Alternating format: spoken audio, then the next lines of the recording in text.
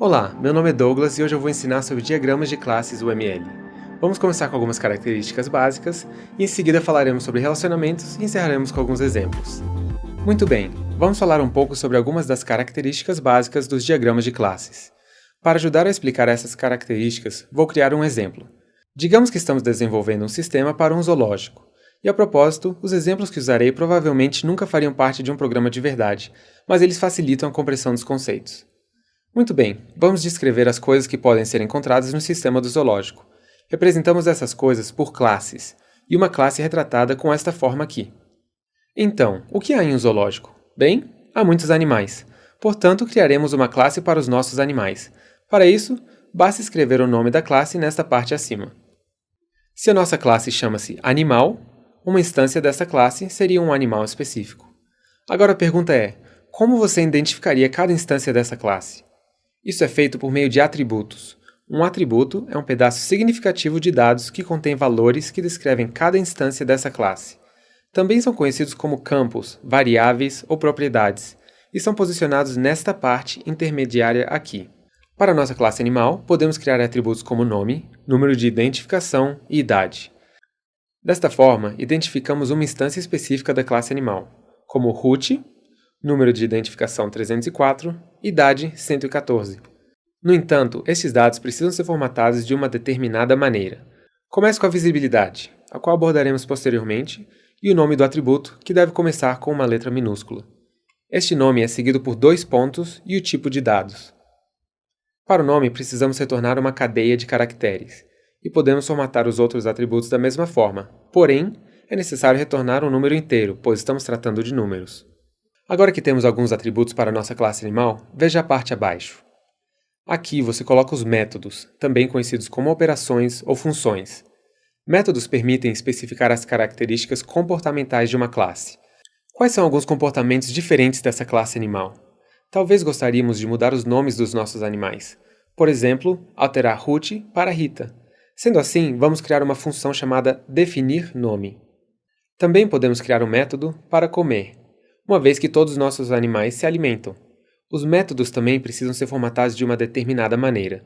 Comece com visibilidade, sobre a qual falaremos em seguida, e então o método, que começa com uma letra minúscula. Insira parênteses para indicar a função que você programará posteriormente. Você também pode adicionar as variáveis e os tipos de dados aqui. No entanto, não é necessário na maioria dos casos. Adicionaremos visibilidade e parênteses para o método de comer também. Agora falaremos sobre visibilidade. A visibilidade de um atributo ou método define a acessibilidade para esse atributo ou método.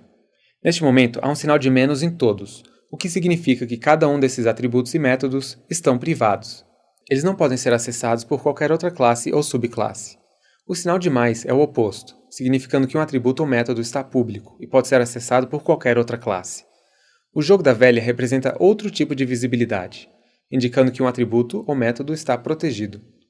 Estes podem ser acessados somente pela mesma classe ou suas subclasses. Por fim, há o till. Ele define a visibilidade em pacote ou padrão, o que significa que pode ser usado por qualquer outra classe, contando que esteja no mesmo pacote. Porém, é raramente usado.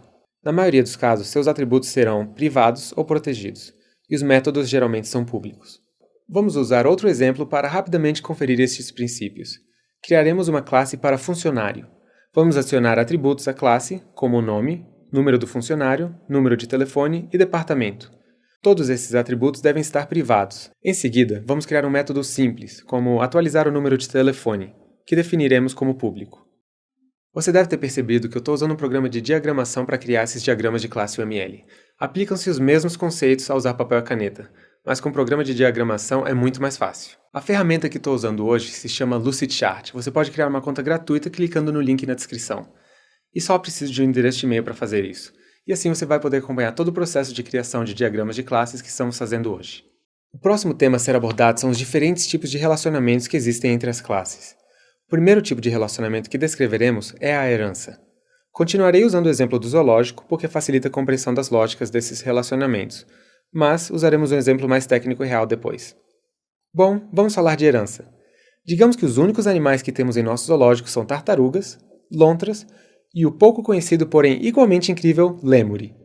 Em nosso sistema, distinguimos cada um deles com sua própria classe. Sendo assim, criamos 3 novas classes: Tartaruga, Lontra e Lemuri. Mas agora, em vez de duplicar os atributos de nome, número de identificação e idade, podemos transformar essas classes em subclasses da classe animal, desenhando setas abertas assim. Este é um relacionamento de herança. Dessa maneira, nós comunicamos que essas subclasses herdam todos os atributos e métodos da superclasse.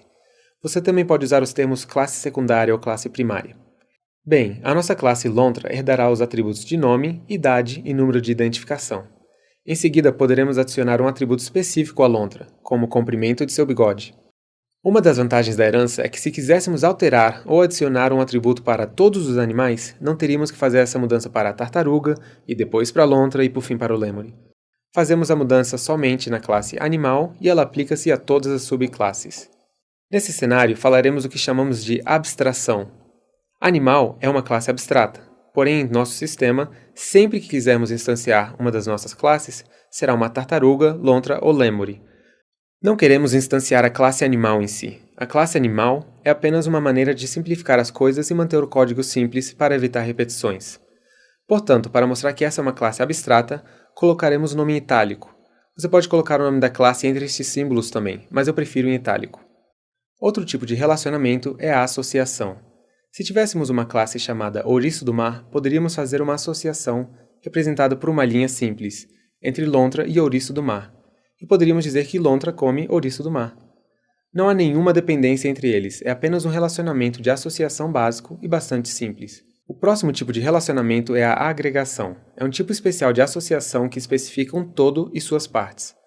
Continuando com o nosso exemplo do zoológico, mais uma vez, este exemplo é só para ajudar a explicar a lógica. Vamos criar uma nova classe para um grupo de tartarugas. Um grupo de tartarugas chama-se Fardo. Legal, né? Então, veja nossa classe Fardo, que tem um relacionamento com tartaruga. Qualquer uma das tartarugas do nosso zoológico poderá fazer parte de um fardo, mas não é necessário. Uma tartaruga pode deixar o fardo a qualquer momento e ainda existir por conta própria. Esse tipo de relacionamento onde uma parte pode existir fora do todo chama-se agregação, e é representado por um losango vazio. Há também um relacionamento onde a parte não consegue existir fora do todo, chamado composição. Para ilustrar isso, vou criar algumas classes novas. Digamos que temos vários centros de visitantes em nosso zoológico, e cada um desses centros tem um saguão e um banheiro. Mas agora, se um de nossos centros de visitantes fosse demolido, o saguão e o banheiro também seriam destruídos. Essas salas não existiriam fora do centro de visitantes do qual fazem parte. Isso chama-se composição. E ocorre quando um objeto secundário não consegue existir sem seu objeto primário. Representamos um relacionamento de composição com o losango preenchido. Outro conceito importante ao tratar de relacionamentos em diagramas de classe UML é a multiplicidade. A multiplicidade permite definir restrições numéricas em seus relacionamentos. Por exemplo, digamos que queremos especificar que nossos centros de visitantes terão apenas um saguão. Simplesmente escrevemos o número 1 aqui, o que significa que poderá haver somente um único saguão para cada centro de visitantes. No entanto, referente aos banheiros, talvez queiramos fazer com que haja pelo menos um banheiro por centro de visitantes, mas deixar o número máximo em aberto, podendo existir a quantidade de banheiros que você quiser. Utilizamos esta notação para representar um ou muitos banheiros. Outros tipos de multiplicidade são 0 a 1, que é uma instância opcional, n, que representa um montante específico, foi o número 1 em nosso exemplo anterior, mas poderia ser qualquer outro número dependendo do seu caso de uso. 0 a muitos, 1 a vários, ou um intervalo específico de números. Espero que nossos exemplos de zoológico tenham ajudado a explicar esses conceitos, mas agora gostaria de mostrar um exemplo verdadeiro. Este é um diagrama de classes UML para um carrinho de compras online. Se você quiser dar uma olhada nesse diagrama comigo, clique no link na descrição para acessar o diagrama. Observe que este sistema tem várias classes e relacionamentos, dos quais explicaremos alguns. Vamos começar com a classe de usuário. Ela tem atributos de ID de usuário, senha, status de login e data de registro. Veja os diferentes tipos de retorno à direita e a visibilidade à esquerda, que está definida como privada.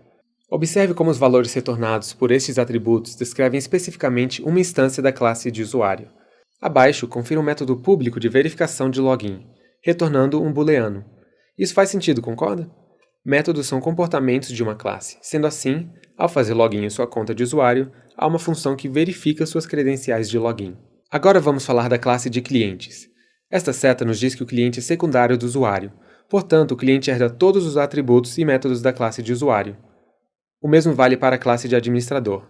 Ambos herdam do usuário, mas também possuem seus próprios atributos e métodos específicos. Por exemplo, o administrador pode atualizar o catálogo, mas o cliente não. A partir do cliente, existem várias linhas com o losango preenchido. Lembre-se, estes são relacionamentos de composição, o que significa que as partes não podem existir sem o todo. Em uma instância de classe de cliente, se a conta do cliente for destruída, seu carrinho de compras também será destruído, assim como seus pedidos. Eles não conseguem existir fora do cliente. O mesmo vale para informações de remessa e detalhes de pedidos. Se não há um pedido, não haverá detalhes do pedido ou informações de remessa. O último tema a abordar neste exemplo é a multiplicidade. Observe que um cliente pode ter 0 ou muitos pedidos. Faz sentido, não é? Você pode criar uma conta de cliente em uma loja online, no entanto nunca chegar a efetuar uma compra. Ou você pode ser freguês e fazer diversos pedidos. E por outro lado, um pedido pode pertencer somente a um cliente. Seria um pouco confuso se um pedido específico, com um ID de pedido exclusivo, fosse duplicado em vários clientes diferentes. E aqui você pode ver um relacionamento 1 a 1. Cada pedido tem um único detalhe de pedido, e os detalhes de pedidos pertencem a um único pedido. Obrigado por assistir esse tutorial sobre diagramas de classe UML. Inscreva-se no nosso canal para ver mais tutoriais como esse e deixe seu comentário caso tenha alguma pergunta ou sugestão. E por fim, clique no link na descrição para criar sua conta gratuita do Lucidchart e começar a criar diagramas de classe você mesmo. Sério?